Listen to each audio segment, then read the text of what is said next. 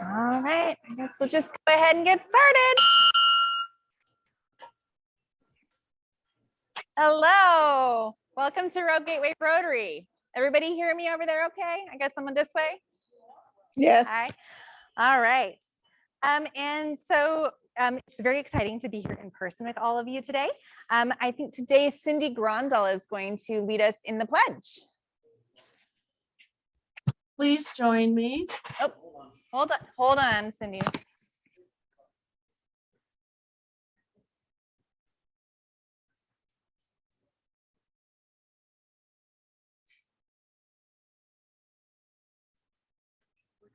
Test.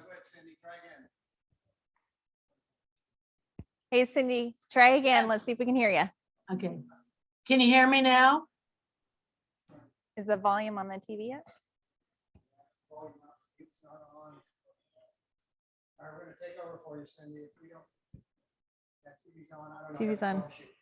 All right, we're going to troubleshoot the sound on the other end. Jody, could you lead us in the pledge, please? Thank you. Allegiance to the flag of the United States of America.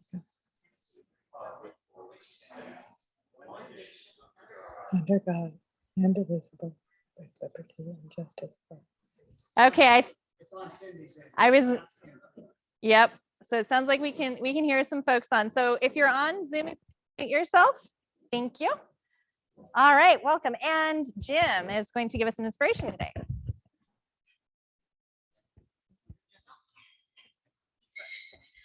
I didn't do the triple R. Hello, everyone. Okay, today's quotation, inspirational. Each day is a new beginning. I know that the only way to live my life is to try to do what is right, to take the long view, and to give my best in all that the day brings, and to put my trust in God. And that was said by Queen Elizabeth II. Thank you. All right, thank you. Do we have any visiting Rotarians today? I know we have one, our speaker, right? Hyla Lipson is a visiting Rotarian, correct? Hyla, yes. Hyla Lipson is here from the Grants Pass Rotary Club. She's going to be our speaker today. Are there any other visiting Rotarians? What about guests? Brenda.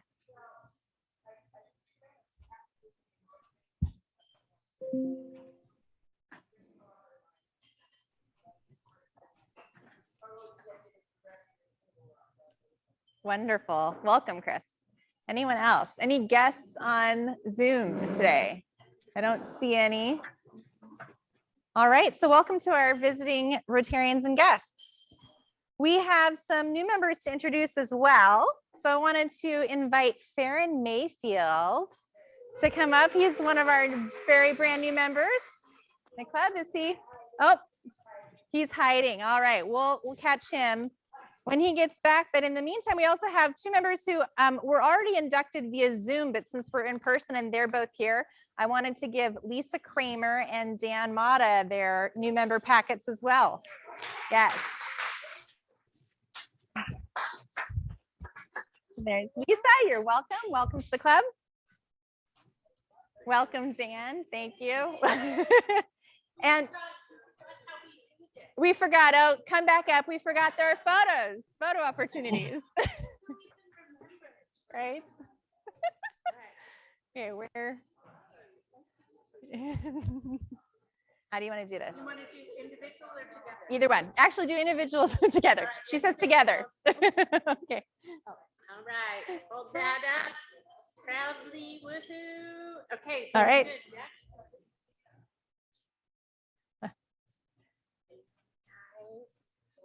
Thank you. All right. Thank you.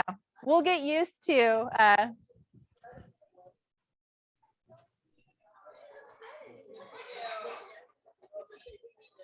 all right. We have Farron, but he's probably just in another room. We'll catch Farron when he gets back. It is beer shopping. While we're waiting for that, did we do? I know, I saw Allison. I know we did last week. Did we give? Oh, but she didn't get a photo. Come up then. Allison Kavanagh. That's what they were saying. We got to do the photos. She was trying to duck out of it, but. All right, you need a Got it. backup photographer. We do. Yes. All right, give her something to hold so it looks like. Oh, should we just say that? There we go. There we go. All right. Thank you. Thank you. Thank you. All right. While we're waiting for Farron, I wanted to make a couple of announcements. I left committee sign-up sheets in the back. So again, if you can just double check to be sure that you're marked off for the right committees if you've already signed up and that we haven't accidentally volunteered you for another committee. And then if you haven't had a chance to sign up either online or on paper, if you could just take a moment to do that. The one committee that I noticed we don't have anyone signed up for yet is the Vocational Service Award. So if anybody's interested in helping with that, it would be in January, I believe, is Vocational Service Month. So if you're interested in participating on that committee, you can sign up back there. I thought I saw Val today. Did I see Val? Hi, Val. Do you have a city update for us? Hold on, hold on. So that the audience can hear. Perfect. Sorry about that. I forget these things. Last Monday, we had a home builders and bank finance charrette, which whereas we brought in some people who know a lot about building and housing and that sort of thing, the pros, and had them on the dais, and the city council people sat in the audience and then asked questions of them about what may we, how can we get ourselves out of this housing crisis, which we're not alone in, as we all know. But anyway, so that was very powerful. Hoping that we can take some of what they told us and move with it in the future. And this coming Monday, we were having a charrette dealing with the homelessness. We have some people come in from some of the nonprofits to talk about, what their programs are doing. We have some Lisa from Rogue Retreat coming and talking about her, so we can hopefully get some ideas moving forward. We did agree. We got $1 million last year, and that's kind of what we had earmarked for the urban campground. But with the Rogue Retreat issues going on and a lot of other things happening, we don't know where we're going, and that's kind of why we're having this charrette and having people come in and have a talk and tell us where they are. We did commit 180,000 of it towards keeping the current shelter open. There is a shelter that is functioning now on Nebraska, and their funding is going away. They needed some gap funding just to keep it moving, happening through at least December, mid-January, when new funding should come down from the state. So we did commit 80,000 towards that to keep that going. But the next Monday we'll have a charrette to kind of talk about what does the future look like and what can we do? Because the number one thing that a lot of people don't understand is the city it is not our business to run a shelter, and it is not, as a taxpayer, that money. The city does not have a lot of money. Everybody thinks the city is rolling in money. Well, let me tell you, over 3.8 million of of our general fund right now is going to just keeping our public safety, fire, and police station up and running. So using this money that was given to the state, finding out what sort of stable funding might be coming through and what other organizations can do, and working in partnership with them to do what we can do to make it happen is what we're really working towards. So anyway, those are the things right now big on our plate. Thank you, Val. All right. Are there any other announcements in the room? Any announcements from folks on the Zoom call? All right. I see Mr. Farron Mayfield is back in the room with us. Would you like to come up? Farron is our newest club member. We wanted to have him come up. Farron. And I think Kelly and Tommy are his proposers. We're very excited to have Farron join our club. So we have you, if you want, would like to be, yes. So we have your new member packet here and your red badge, and you'll get information from your blue badge buddy about how to upgrade that. Yep, so come on down here. We're gonna come over here. We're gonna get a photo. I get courage with her. Exactly, the red badge of courage. Yeah. All right. All right, thank you so much. Okay. Thank you very much. That's That's it. Thank you.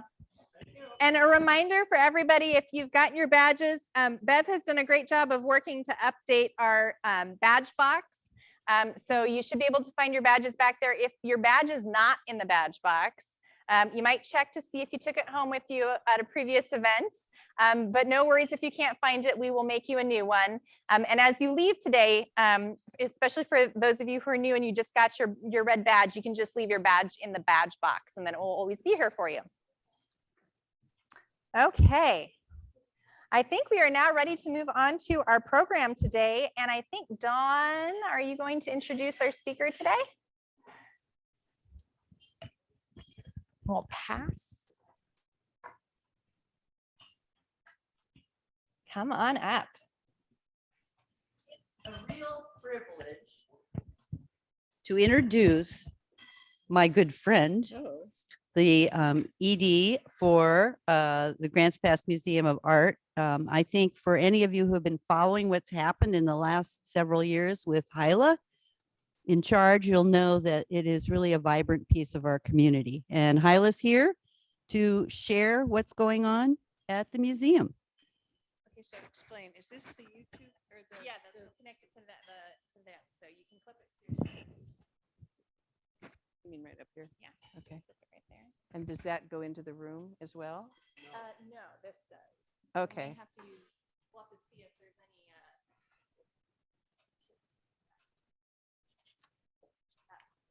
That work? Okay. Thank you, Don. Does that work? Yeah. You can hear me? Okay, good. Hi. Because I didn't know if I could yell to get all the way to the back of the room. So thanks for having me. I had originally wanted to show you a YouTube video of the museum because it's visual, you know, it's an art museum and we should look at it, but technical difficulties sort of ensued. However, if you want to see the video, it's on our homepage under About Us on our website. And I'm going to give you our website right now before I do anything else so I don't forget. It's GP, like Grants Pass, gpmuseum.com. So it's not even hard to remember. And on it, you will find out pretty much everything you want to know about what's coming up, what's going on, what exhibits are on. And so it's a really good resource, you know, for anybody to look at. So I'm going to give you a tiny brief history. I won't go into the details because most of you already know a lot more about it than I do even. But originally a man named Charles Hill decided that we needed an art thing in Grants Pass. And so he actually started the museum upstairs above what's now listed here. And it was a 20 by 24 foot room. I believe he paid $35 a month for it. And at that time it was called Gallery 1. Fast forward a little bit and the city had a space in the park, the Isaac Walton building, which was just sort of a icky building, and said, hey guys, if you want it, because you know how artists always fix things up like Soho and NoHo and all that, you can take it and you can fix it up and we'll only charge you $1 a year. So the museum moved to the park, and a lot of you probably remember having exhibits there, having your kids take classes there. I know my kids took classes there. And over 100 people in the community got together and raised the money to actually refurbish that building and turn it into a 2-gallery museum, which is pretty cool. So remained there for 20 years. And then the city was going to build a big community complex. And it was going to include a sculpture garden. And they wanted the museum to participate.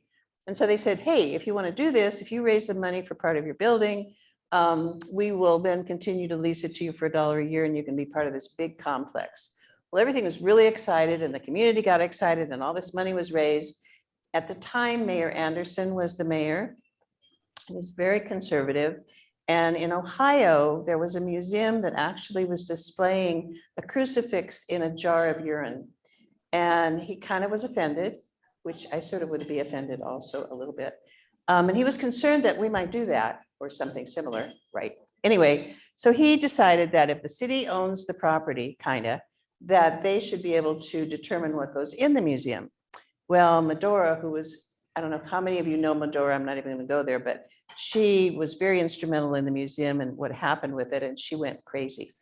We actually ended up with the ACLU, and we were in the Wall Street Journal, and it was just about censorship. So that didn't fly. And at the last moment, we didn't sign the contract. So now we had this money and no place to go, like you get dressed up and can't go to the party. So at the same time, the building that we're currently in at 229 Southwest G Street became available. And they said, well, heck, why don't we buy it? And Ron Fields was the owner at the time, and it was a private residence for him. So he lived upstairs, and that's why the museum kind of looks like it does. We have this giant ladies' bathroom, which is just stunning, which I think was the master bathroom. And so the museum people, I wasn't involved in it at the time, but that was purchased. And I have to tell you, because this is really very exciting, there's been a lot of iterations of the mortgage and stuff. But right now we own $18,000 on that building, which is pretty amazing. So probably while I'm still the director, it will be paid off. So yeah, I mean, it's just kind of goosebumpy. Takes a while, to do that, but did it. So Charles Hill, I just want to back up a little bit about him. He moved to Portugal and he lived out his life there. And what was really charming, I mean, he always kept in touch and stuff, but I used to send him, when I took over as director, I would send him a FedEx package of postcards for the year and stuff that we were doing. And he was so old fashioned and so wonderful. He would handwrite letters to me about what was going on with him. But his wife, who was younger, used to scan them and email them to me. So we had this wonderful correspondence going back and forth, but it was really generational gap. So he just died about 3 years ago. And but, to have that kind of inspiration and to do something for a community that was not done before, pretty amazing. And at the time our charter was documented, there were only 4 museums in Grants Pass. And currently there's only 2 in Southern Oregon. So the Schneider Museum and we are the only 2 in this area. So it's pretty cool. So what do? Well, we do a lot of things. First of all, and the most important thing a museum can do is have exhibits. So that's a huge job because trying to get artists to behave is like tacking Jello to the wall. And it's interesting because we want to have local people exhibiting and we also want to have international things. So I don't know how many of you were in the museum last November or December, but we had this amazing traveling exhibit of sculptures of life-size animals in motion that were made of plastic materials you'd find in your kitchen. So that's what's called a traveling exhibit. And those puppies are expensive. So we don't have very many of them. Plus, we don't want you to think that we're the Met. We don't have fabulous exhibits like that every month. What we have are fabulous local exhibits or fabulous regional exhibits or fabulous exhibits that come from other parts of the United States. Currently, in fact, we just subscribed to Cafe, which is an online call for artists, which is international. So we have actually had 73 applications to be an exhibit in our museum.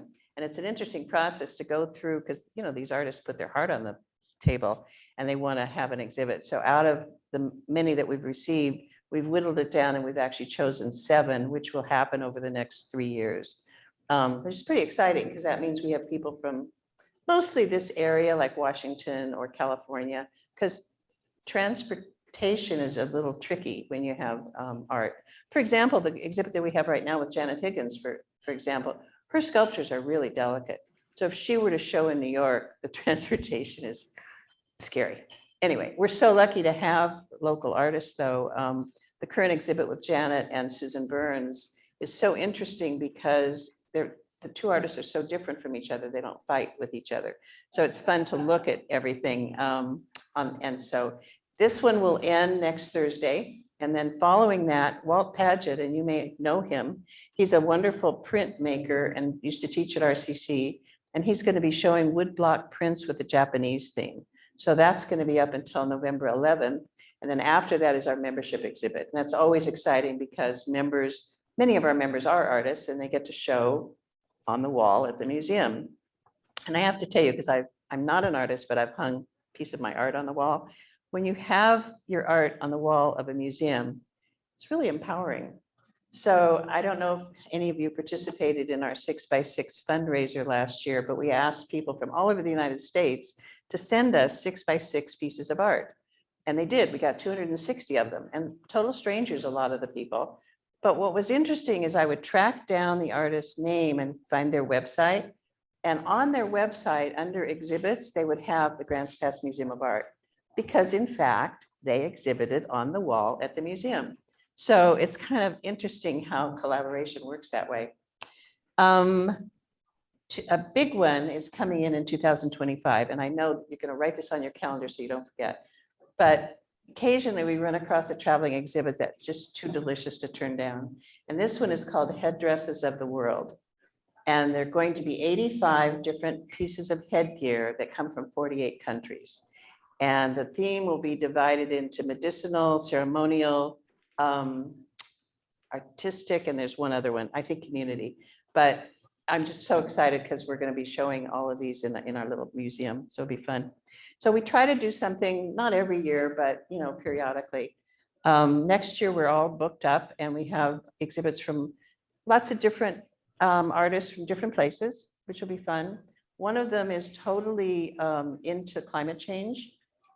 And they want to have lectures along with the exhibit because they think it's more meaningful. So artists are really telling a story.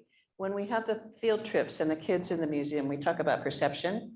And we say that an artist, there's two sides to the conversation.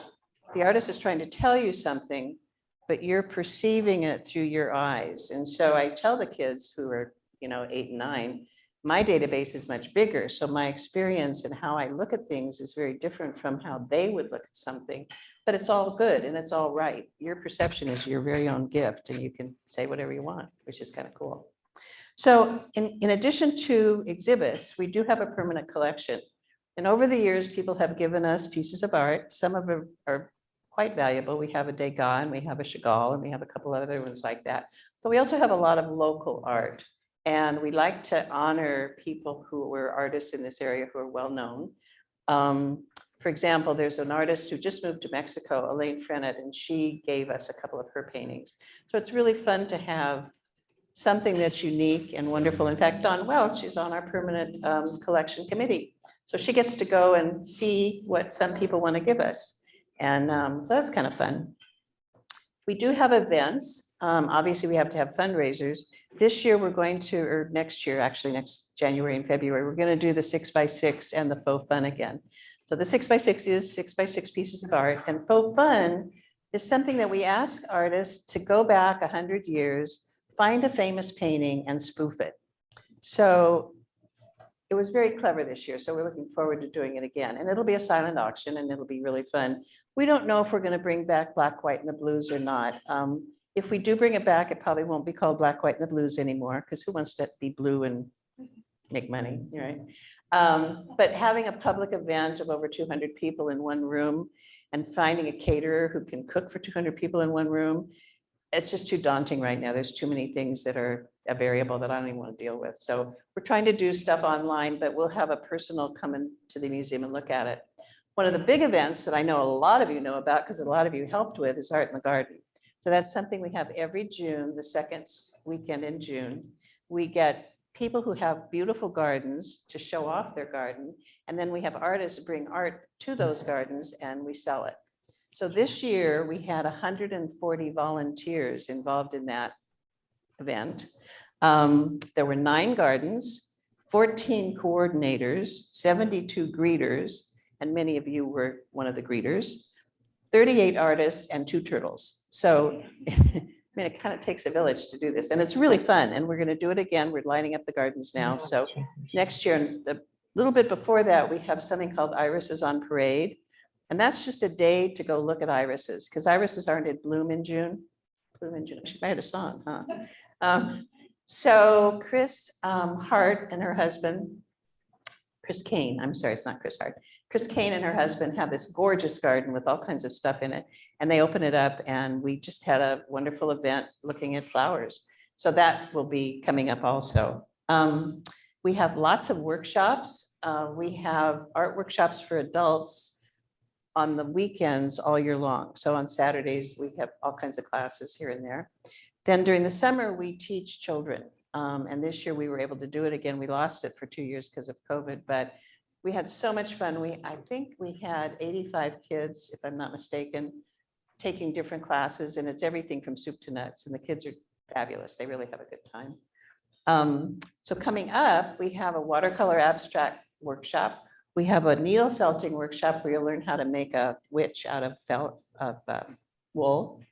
And we have a Japanese woodblock printing workshop with Walt Paget, who's going to be kind of coordinating with this exhibit. So that's going to be really fun. It actually spans 2 days, and you're going to learn how to print with woodblocks.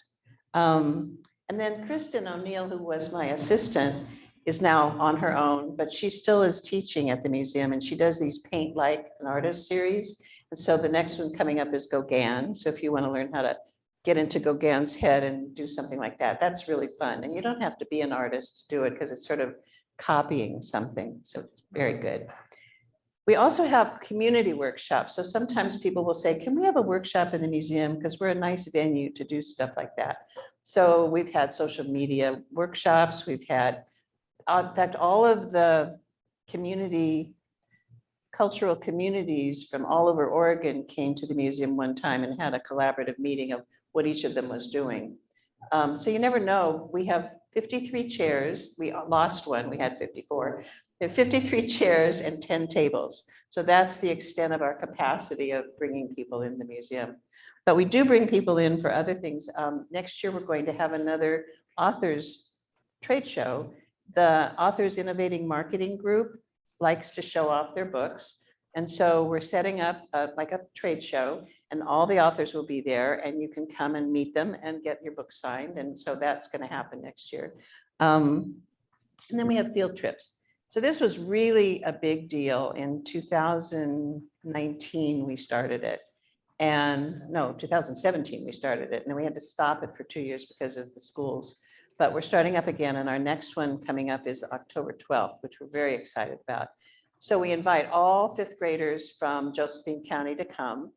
There's about 900 of them, but we actually only get to see about 500, which is okay.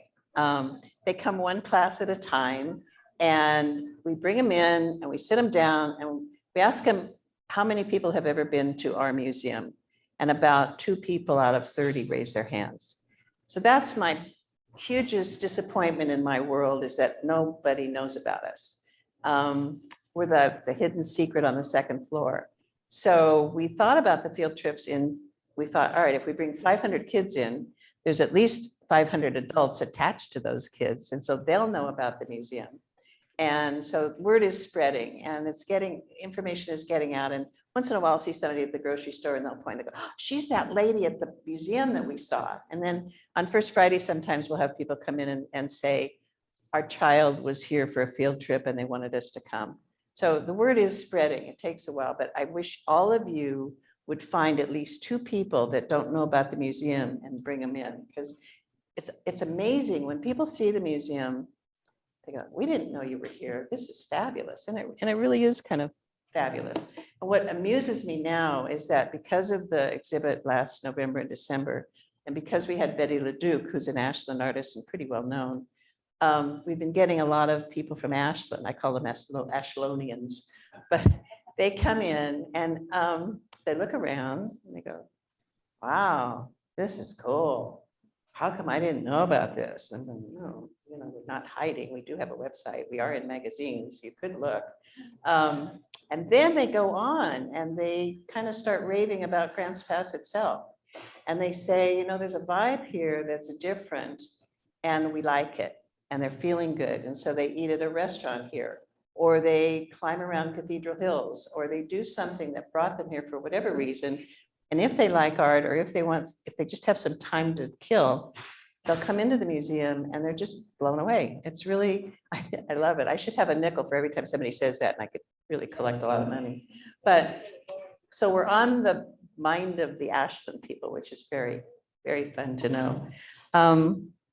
So part of the field trips, after we kind of talk about it and talk about what is art. By the way, does anybody here know what art is? What, if you could define art, how would you define it? Aha.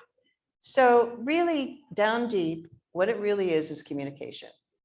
And an artist, whether it's an author, a musician, a visual artist, they're telling you something. They're giving you an experience of either how they feel or what they saw. And then you, on the other side, are looking at it, and you are the other part of the conversation.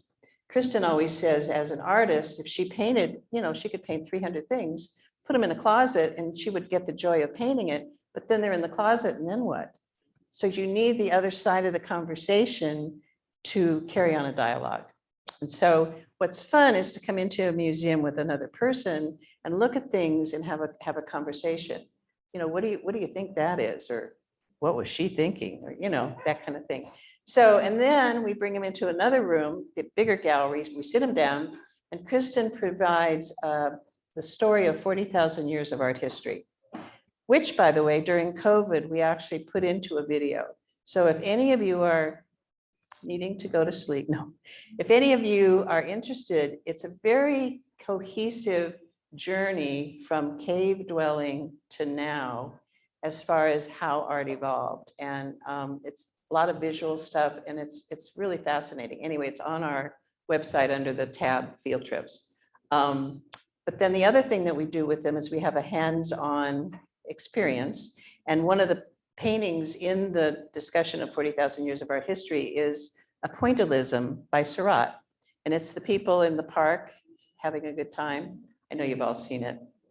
And so he thought that instead of mixing colors, instead of taking yellow and red and mixing them together and getting orange, he would put a yellow dot next to a red dot. And if you put enough of them on the paper or on the canvas and stand away from it, it resolves into orange.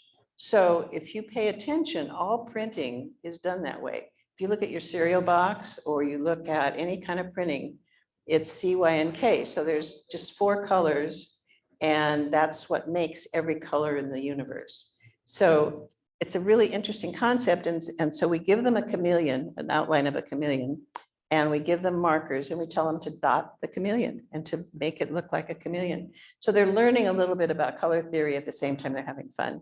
And then we give them an art bag, because we think that if we invite children to the idea of art, we need to give them some supplies. And unfortunately, kids in our area, some of them don't even have a crayon of their very own. So we get grants and we get donations, and in fact, I just ordered the supplies for this year's round of stuff. So we give them everything from an eraser and a ruler, because some kids say they can't draw straight lines, so they can't do that anymore. We give them watercolors and magic markers. We give them, this year, the pencils are double-ended, the colored pencils. And instead of only having 12, they're going to have 18. So they have 36 different colors, which is really cool. And then Evergreen Bank gives us the bags to put all the stuff in. And so when they leave, they have this backpack on their back that they can trot down the stairs, and they're very happy. And part of it is a sketchbook with 100 pages. So they can just play, which is really fun. So that's probably one of our signature things that we do. And I have a big 3-ring binder of thank you notes from the kids. So it's in our library, and if you ever want to look at and just have a smile feeling, these kids are amazing, and they thank us for what we're doing. So we do have a library, and it has over 1,000 books in it. They're all art books, basically, and if you're a member, you can take them home and look at them. If you're just a person who comes into the museum, you can sit in the library and spend as much time as you want in there. Which reminds me, the library is open anytime. If you want to bring a brown bag lunch and just be quiet for an hour or so, come. We have 6 chairs, and they have cushions on them, because our chairs are not our chairs. So, but feel free to do that. If you want to just meet somebody and just spend some time talking. When it was so hot this summer, I encourage people to come, because we have the air conditioning on because of the art, and just sit in the library and have fun. So it's a good space. It feels good. The building was built in 1905, and it's made of brick. And there's just a good feeling when you go into the building. I like it. We also have films. 2 years ago, we started Sunday afternoon in the museum with an artist, kind of like Sunday afternoon in the park with George. And so we've been having these films. They come from England. I have to rent them. They're high quality, fabulous films about art. And so the next one coming up is Van Gogh, A New Way of Seeing. They're at 2 o'clock on Sunday and they cost $5 and we give you chocolate and popcorn same time. So that's fun. The next one is coming up on the 30th. And this year, for the very first time, I don't know how many of you know Deanna Morris, but she is a member of the museum and she's very famous in the animation world. She does stop action animation and she's the president of the, I've got to get this right, International Animated Film Association. And on October 28th, they are having their huge international anniversary. So we're going to have an international film festival on October 28th, and it will be in the evening. And I'm even ordering candy from international countries, and we'll sell it like a concession stand. But that's going to be really fun because you're going to see a whole lot of very quirky short films. It's not anime, but it's animation. Am I good? I'm okay. Got a question, if you don't mind answering. Oh, no, I don't mind. Question from Suzanne was, do you take donations of art books? We do, but we're picky. We have so many now that we don't want duplicates. They have to be in good condition, and we'd like, what we're missing out of our collection really is more modern art books. We have tons of, like Van Gogh or Monet or things like that. Just recently, one of our members who used to work at the Getty Museum donated so many books, we had to build a bookcase for them, but they all are from the Getty Museum and they're stunning. So yes, the answer is yes, but sometimes I have to say no. So, but I love the generosity and thought. It's all good. We have concerts now, because at one point I thought, well, how can I get people up here who don't want to just look at art? So I got in touch with the Listening Room, which is an international organization of independent musicians. And once our venue was approved, they started coming to me saying, can we play? So I listened to their music and I say either yes or no. So we've been having one concert a month, and the next one coming up is next Thursday.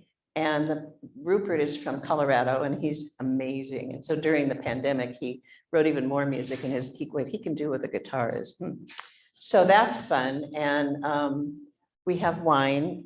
Previously, Wooldridge was pouring the wine. This time it's a winery from Roseburg, because my lady from Wooldridge is going to have a baby. So I have to do the important things first, right?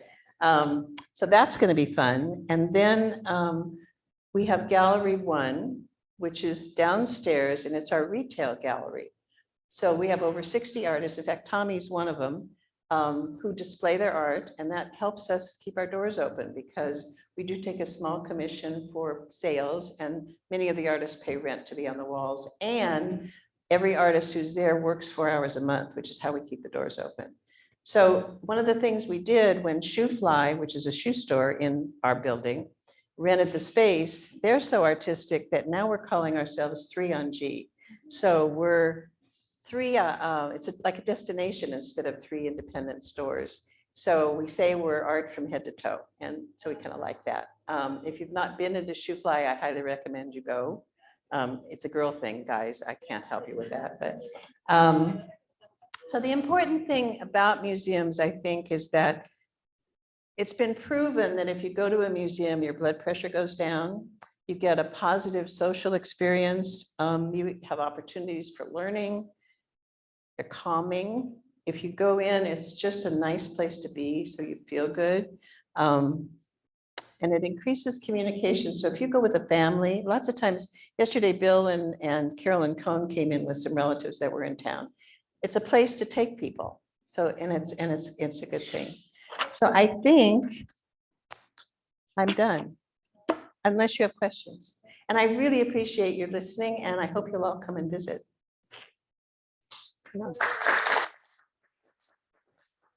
Thank you. Does anybody have questions? I just have one. What is the schedule for the music? Is it I know it's on Thursdays, but is it on a special Thursday each month? No, because we have to march to the beat of the musician's drum. So for example, this next one is the 22nd. The one following that will be October 6th. So we try to keep them at least 3 weeks apart, but they're not. I wish it was the same, but yeah, no. Yes, check the website. The films, though, are every other month on the last Sunday of the month. So that's regular. You had, Not a question, but just a plug for the music program. Unfortunately, we haven't been able to go to all of them, but the 1915 musicians are extraordinary. I mean, it's some of those original great program. thank you. And thank you very much for hosting one of the musicians. We do ask for homestays for them and they're such nice people. And you and your wife go around and I guess he cooked you breakfast. Yeah. So it's fun. It's fun to get to know the music. That's one of the things about the concerts that's so fun because they're there. We have an intermission and you can come talk to them and find out about their life and, just sort of hub around together. So it's great. Yes.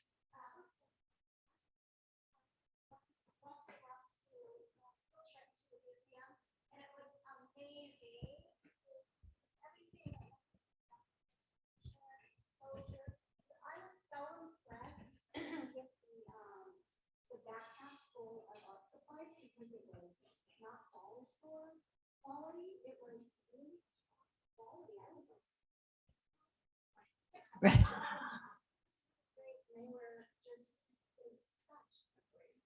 Thank you. One of the things I'm going to probably ask all of you at some point, when the truck arrives, it has, wait a minute, it's 106 boxes and a total of 700 pounds that are going to be coming in one day. And we have to break down the pallet because the truck driver will only drop it at the curb, basically. So there's a moment where I need help.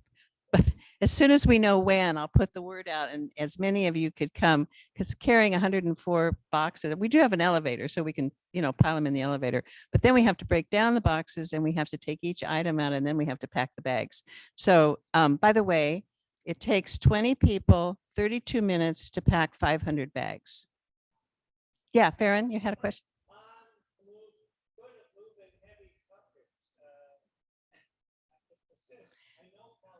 Perfect. All right. Yes, you do. And you had a question. Hi.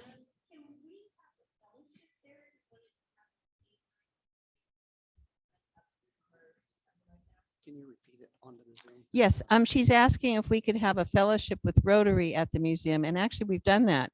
In fact, Don spearheaded one a couple of years ago where it was paint like, yeah. Anyway, yes, Hopper. That's you're right, and so we're happy to do that. We don't do paint and sip like normal paint and sips. It's more paint like, and so we'd love to, and we could even have a different theme, or we could. If you wanted to have a concert or I just open up, ask me, I'd love to do it. We like to share the museum. It's just, it's fun. In fact, when I said we could do the International Film Festival, I'm thinking, oh, okay, that's another night I get to be at the museum. Okay, fine. All right, thank you. Oh, is there questions on Zoom? I don't think so. I think we're good. Thanks. Thank you so much, Hyla.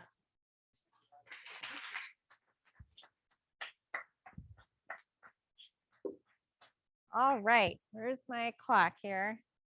I think we still have a little bit of time for Sergeant at Arms, so Kelly Moody is out there somewhere. We're gonna try to pass both mics around so that everyone in the room and on Zoom can hear, so we'll do the best we can. Okay. So. Yes, you gotta do both. You Well, gotta like- double fist. Like this? Yeah. This is fun. This is a quote I'll start with. So here it is, September, and the weather is finally starting to let up with cooler nights chasing away the heat of the day. I like that. So couple of things. September has some pretty interesting holidays thrown in. And I thought the first one I should bring in is my great love. Did you know that it will be National Happy Cat Month? Yeah. Mm-hmm. And we also have Talk Like a Pirate and other ones, but I thought I'd bring some obscure ones in real quickly. And one of them is Michaelmas Day. Now, Michaelmas, yes, most of you probably don't know what that is, but Michaelmas is a feast day of Saint Michael. Saint Michael, the archangel or archangel, and overcomer of the devil. It's a Christian celebration, but mostly celebrated by the Celts, those Irish. And it's based on the ancient Celtic calendar. And the importance, I think, of this holiday was harvest and seasons. And in the British Isles, this is a time when crops get harvested. And also when farmers would then pay yearly rents to the landowners. And everybody would eat goose at this time to bring prosperity. So, and if you know anything about Asian customs, that's also an Asian custom. And then they would also include a goose with the rent payment, and they would include a goose fit for the Lord's dinner, is what they called it. They'd have big fairs. And at these fairs, interestingly enough, this is when they would elect their officials as well. I loved it that in Michaelmas and many of these ancient holidays like this one, it's really a harvest festival, but it also is the way they divided up their calendar into 4 seasons.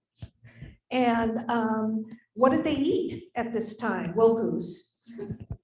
New wine, they'd make cakes that would be made out of oats, barley, and rye, and then vegetables that they grew in the garden.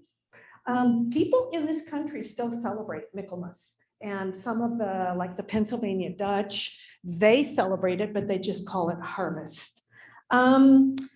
It's also Literacy Month, and I want to talk about our literacy committee. We do have a great literacy committee, and right now we're kind of fact-finding and what are the needs in the city and the county, and who among you is interested in volunteering to read 1 hour once a week with a student that may be ESL or English as a second language, or maybe just below grade level and needing some help. Maybe they have no reading materials at home. If you are interested in doing that, please contact me. I could put I don't know how to do it from here, my email address, or just let me know that you are interested, and we're in the process of getting that underway. Ooh, Farron's ready to do it. I'm ready for happy and sad bucks, but one other thing, the meal train. We have to talk about the meal train. I am very excited that tomorrow, 6 of us are doing a meal for the meal train. I think 5 of the 6 of us are Rotary members. Farron's wife is one of them. And what we're doing is providing a meal for 20 to 25 people. And it's fun to do this because you each take a part. Don't try to take the whole thing on. And now that we have 3 months more of an extension, thank you, Val, for letting us know that, please consider doing a meal. You don't have to cook a meal. I'm going to Costco to get all the things for our meal tomorrow. And think 20 to 25 people. And if they have leftovers because they only had 10 that night, that's a good thing. So do think of the meal train. And I know that both Gina Marie and Steve have listed in the Navigator and online how to get connected with the meal train. Okay. And now we're ready for those happy bucks or sad bucks. Hopefully they're all happy. Take this mic. Mhm. Take this mic so I can get it back. There you go.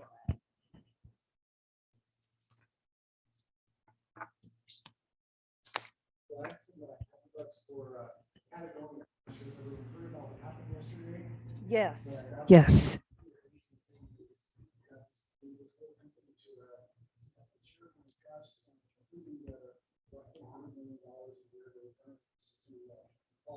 All go to climate change. Yay.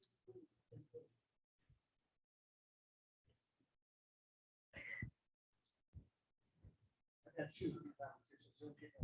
holler at me. So I've got two Happy Buck things. $5 for all the new people here. Allison, it's nice to meet you and see you. Farron, Dan, and then there was somebody else too. I don't know, but it's nice to have all the new people in and that we're meeting in person and we're able to see people again. Lisa, that's who it was. Hi, Lisa. And then my other $5 is for, thank you for the meal train for mentioning that. The shelter could use all the help it can get providing meals. And if you just want to buy 20 cans of soup, they've asked for that too, of one kind of soup, if that's all you can do, because at the last moment, if nobody's provided a meal, they just whip out cans of soup and make it. And then the other thing is that some of you may know this through the also want to let you know, Rogue Retreat is backing out of Josephine County's operations. And it looks as though UCAN is going to step up and take over operations of Foundry Village and then the shelter as well. And then they've also started talking about an urban camp. Well, it's not an urban campground. It's called Navigational Center as well. They have a different form they're using up in Roseburg. So thank you to UCAN for that. Otherwise, we were all going to have to start volunteering at Foundry a little more. Just appreciate them doing that.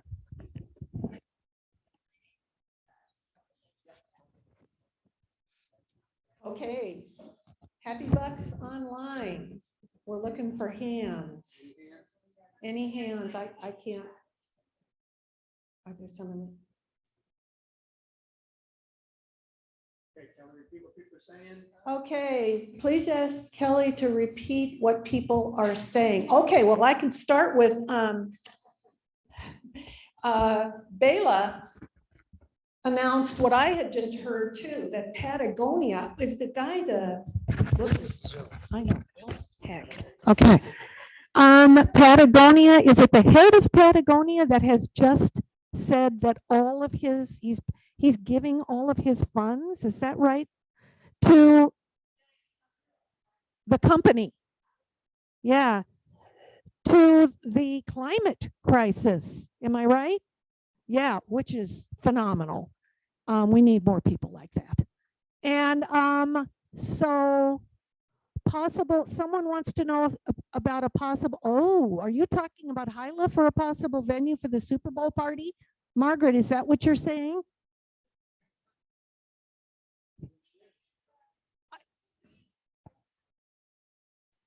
So it was Greg. Oh, of course it was Greg. But yes, I was thinking if we do a Super Bowl party, the museum might be a nice venue. Hyla is saying yes. What? That's inspired. That's inspired thinking, Greg. Good. Okay. Start planning now.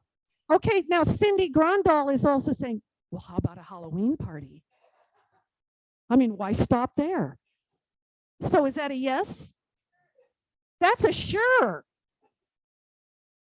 Wow. Okay. Anything, somebody just wrote party with an exclamation point. I'm not sure how to direct that. Okay. So if I don't see any other hands, I'm handing off to anybody else?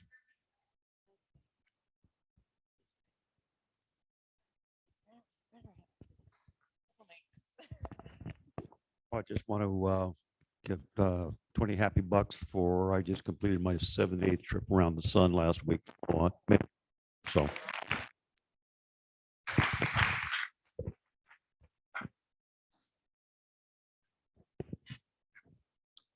Our daughter is coming to visit us this Saturday for a whole week. She's in Pinnacles National Park in Big Sur, backpacking and camping, and she was able to eke out enough time to come see us for a week. So that's great. Yeah.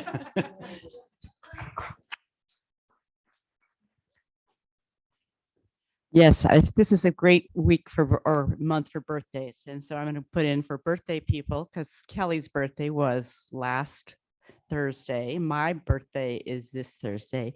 Yeah, today. And welcome, Kurt. So, and I'm going up to my youngest grandson turns 8 on Monday. So I am having that opportunity. And my son is flying in from Dallas for the big game this Saturday. So I'll have the opportunity to spend some time with him too. So that makes me happy. Happy birthday.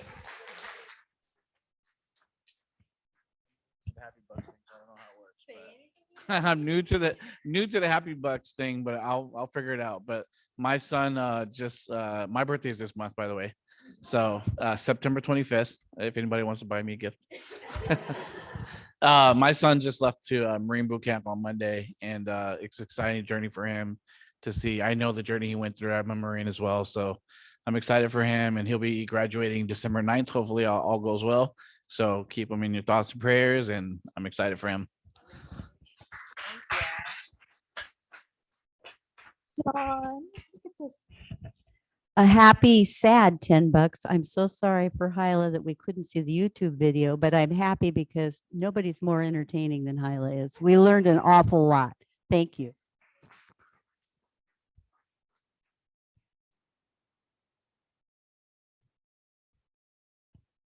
Anyone else?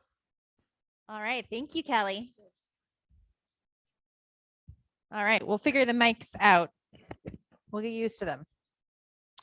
Okay, next week we have a very exciting program. We are going to be hearing from our Hyla campers. So we sent a couple of students to Hyla camp this year. Next week they will be here to share with us their experience. So that's always exciting.